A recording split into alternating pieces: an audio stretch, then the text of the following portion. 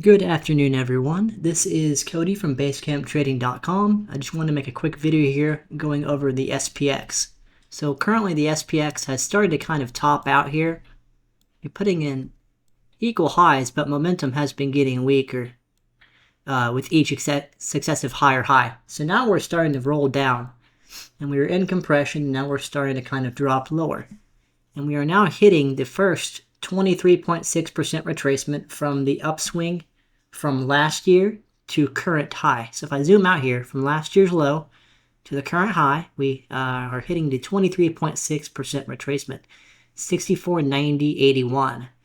And we also, let's see, we just about hit last week's low. So we are still in an inside bar from last week, but we're looking for a break below 64.73.52. Also wanted to point out that the implied volatility in the VIX is currently increasing. So if we can move below here, we could get further downside. And the next target is all the way down at 61.74.39. So just keep that in mind. The market is starting to drop. So keep an eye on it and trade accordingly. But if you like this kind of content and you want to trade along with us, feel free to check out our trading room.